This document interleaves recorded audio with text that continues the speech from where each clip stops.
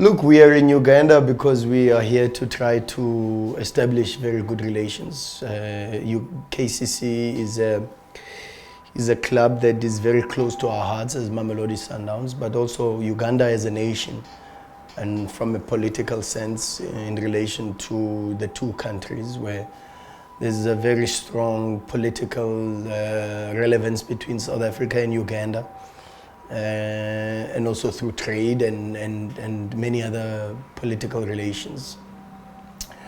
There's that connection, so of course we come into a country that we feel that we have a very good space, a very good energy about, and also because one of the best players to ever play for Mamelodi Sundowns, and Dennis Onyango is the captain of our team. And when the invitation came through from him, from the club to him, and he forwarded it to us, we felt compelled, from a space of humility, from a space of being honored by the invite, to be able to honor it and come here. Not just to be on holiday, because we will spend some time for sightseeing and get a chance to see this beautiful country. They don't call it the Pearl of Africa for nothing. So we look forward also to having a look at the country, but also just getting closer to the heartbeat of Ugandan football and getting closer to understanding what football is about in this area, and improve our knowledge and our capacity, and learn also from the people that hold the game in their hands in this country. So we're just privileged and honored to be here. Let's try to take it a little bit back. It's a day since you got into the country. How has day one been like from the time you got in up to now? No, day one was good. Coach Temba Badela is with us.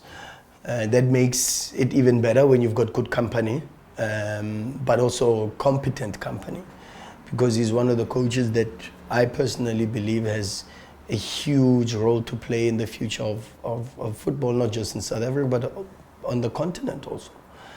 And arriving already day one, having a look for what is happening in the country, having a feel for the weather, the people, the food has been very, very good. So we are humbled by the hospitality and the warmth that we've been received by. Well, we'll take it a little bit back to 2017 when you first came in Uganda. You were an assistant coach at Sundowns at the time.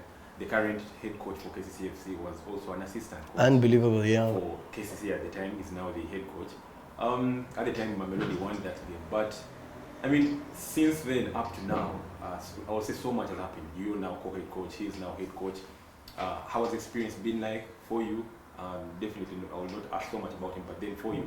And also, your new role as now co-head coach at Mamelodi. Yeah, look, a lot has changed since 2017. From then I went to Orlando Pirates, where I became an assistant to Michos Rejovic, who is now the head coach of Uganda. So you see how already our paths are already crossing over. And in a certain way, you are in awe about what God has done for us, to put us in positions of leadership, and to come here as a co-head coach, and of course, Sundowns being the big club that it is, Sundowns being one of the big clubs on the African continent. You cannot come in your own capacity when you are part of such an institution. So you have a clear responsibility to represent the club, its ethos, its personality, and its way of doing things, and try to be here to also convey their message of well wishes and best of luck. But at the same time also to see where these two African clubs weigh up on the scale of African football. And it's very easy sometimes for the lion to stay inland and not realize that dolphins exist or sharks exist. And although the underwater world is a clearly a different space, but the lion can be the king of the jungle and can never ever operate underwater and still be king. But you can say the same thing about the shark, and the shark doesn't know that on the mainland there's a lion. And that's our responsibility as human beings. Sometimes if you stay within the confines of your own border in South Africa, and you only get to move outside when you get to play these matches, you may miss the feeling and the understanding of what it is that makes certain African countries have this heartbeat. And so the opportunity to come here is to also expand on the wisdom, also extract a feeling amongst the people of what the culture is about.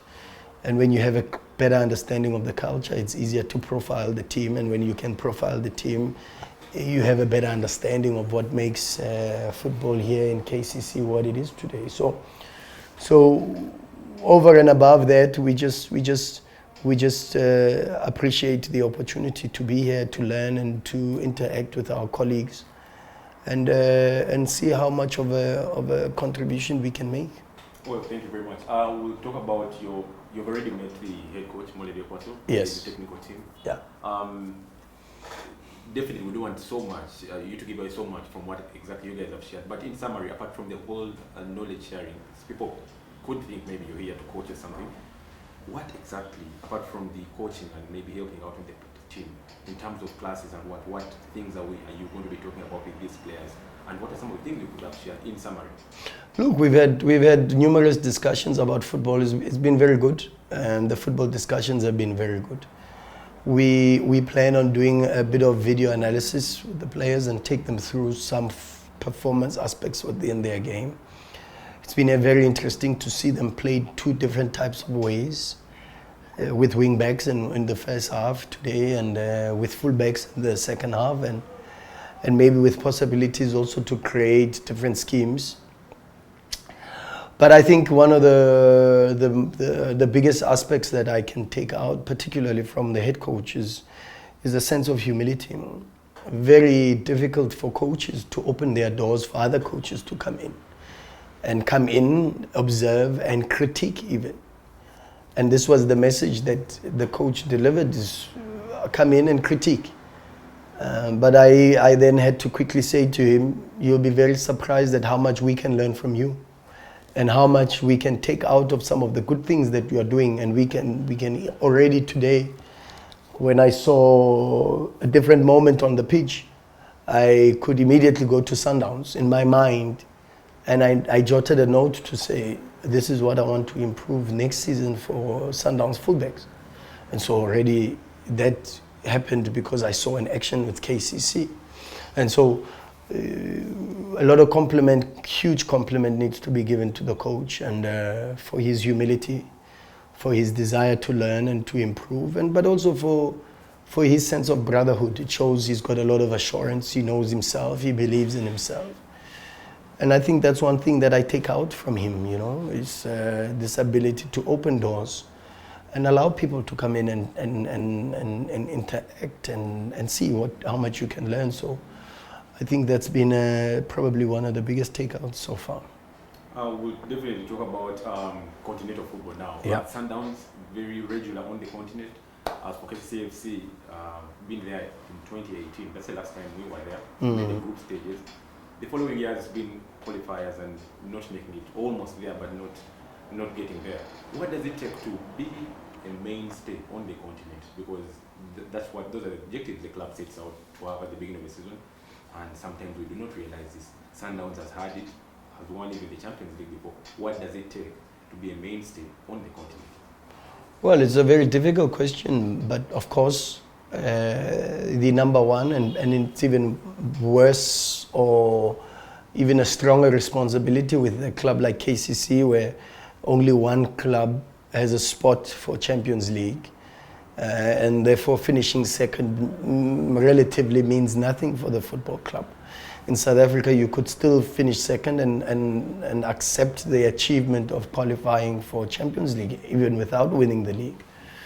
But for KCC, the responsibility number one is to make sure that you are strong and competitive in your domestic league and winning the league season after season, having this desire and this motivation to exercise your authority as one of the big clubs within the country. And therefore, of course, that means you've got to have the best players, and you've got to make sure that your squad is strong enough, and not just strong enough for domestic competition, but also for continental competition. And that's the vision that you need to have. And I think when I interact with a lot of people within the club, and you can go from the head coach to the general manager to the CEO, you can already see that the reality is that there's a lot of desire and motivation to see KCC assimilate itself into one of the strong clubs on the African continent. So this is, for me, probably the starting point, and I think this club has already started that. And as I said yesterday, I'm already now a KCC fan, because by virtue of just being here and spending so many days here, the one thing I would love to hear when I leave and I'm back in South Africa is to hear a lot of noise coming from Uganda, but that noise must be KCC in celebrating league trophies and titles and achievements and qualification for the Champions League. So it's exciting times for the club, and let's hope that the club is able to realize this dream and this desire to be one of the mainstays on the continent, because already by virtue of beating and competing with Sundowns and beating Al Ahly 2-0, it means the capacity for the club is there. The club has already embedded itself on the African continent as one of the big clubs on this continent, as a representative of Uganda. So I think that's already the first start, and it's good to witness it. We'll talk about the sustainability. When you look at the current Sundowns team, over 10 guys from the team that we played in 2017, they are still on that team, could even be more. When you look at the current KCC side, only 2 of the players that were part of the squad that played Sundowns on that day are still part of the team. In terms of sustainability, how are you able to keep these players together? And for such a long time, to ensure that, you have the togetherness in the team. What are you doing differently, probably, that we're not doing here in Uganda? Well, it might not necessarily be a bad thing. And sometimes we think restarting, Sir Alex Ferguson was a master of that. And maybe sometimes it's just about the timing, because you race against Mother Nature. Mother Nature says your players get 1 year older every single season. And therefore that means the mileage is more. And therefore that means, of course, whether you look at it in a good or a bad way, depends on how you view football. But the modern game is already speaking that 36, 37-year-olds are good enough. You Modric's, your Cristiano Ronaldo's, your Pepe's, your Ibrahimovic's, they still play crucial roles, not just for their club sides, but also for their national sides. And these are players that are in that space of late 30s. But you have to also understand that for longevity, you need to sometimes restart the cycle before Mother Nature forces you to restart the cycle. And maybe with KCC, the reality is moving into that transition might cost you a season or 2. But it's a necessity. It is something that every football club needs to go through. Your Real Madrids, your Barcelonas have got all these possibilities every single season. And already Real Madrid had to let go of a player like Ramos to be able to create a new culture amongst, and then they still went on to win the Champions League.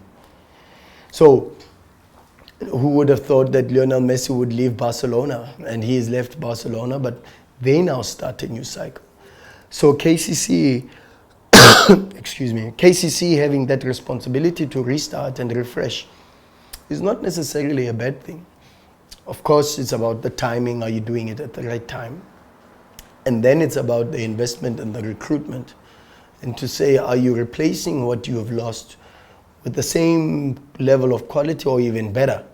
And that should be always the question, because every single team has its own cycle. And in group dynamics, if you consider what we study in psychology, where you talk of forming, storming, norming, performing, and then adjourning, is that adjourning is the last stage of the cycle, where time is finished for this group. And you can even see it with Sundowns also. Sundowns is moving into a very, very strong performance phase. But the reality is, with a lot of our players reaching the other side of 35 and getting closer to 40, you are now saying, before Mother Nature starts to say, hang on, the legs, the output is not as what it used to be. And as more it moves this way, it moves this, it means the cycle is moving that way. And then you get to a phase where you are adjourning the cycle of the group. And then you've got to then answer the right questions. Is the timing right to change and to recycle this group? One. And two, is there available quality to be able to replace this current generation? And it becomes very, very difficult, particularly when they form a core part of the team, like we have with Spusiso Vilagazi, Dennis Onyango, Themba Zwanes. These are players that understand the culture, they understand the continent, they understand the meaning of having to play for Sundowns, both in the domestic competitions and dealing with the pressures of playing every 2-3 days. But while you are doing that, you're also trying to incorporate the new players like Peter Shalulile, Khuliso Mudau, and you're moving into a space where you are rebuilding and decreasing the average age, but also still maintaining the quality of the group. And that becomes very, very important. So I would think that that's where KCC has to get into that space and be very strong in that space. And it might take 1 or 2 seasons moving the team back into default settings. But after a bit of time and the players adapt, especially if they've got the right quality, the team should be able to take its place back onto being the powerhouse of Ugandan football. Definitely, as we wind this up, Coach Rulani, you'll be here for the next 4 days. Are you excited for the next? Oh yeah, very excited. Very excited to spend time outside the hotel. Very excited to have a look at the country. I'm told we'll be going into the mouthpiece of the source of the Nile River, so that's very exciting.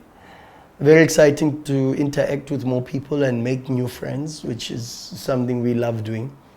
But also very excited to continue to be on the pitch with this group and to learn from our colleagues and the players. And hopefully we leave after 4 days from now as better human beings, but not just as better human beings, but also as better coaches. But we've also got a responsibility as servants of this game to leave this group, this club, our colleagues and coaches better than we found them. And that's what we look forward to the most.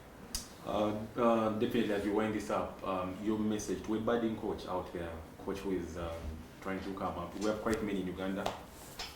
May not be in Uganda because this message is going to go across the continent, and also a budding player out there who wants to make it at the top. What is your message to them, both the coach and the player? Because so very many people look up to you. Well, I think a lot of them can be better than me.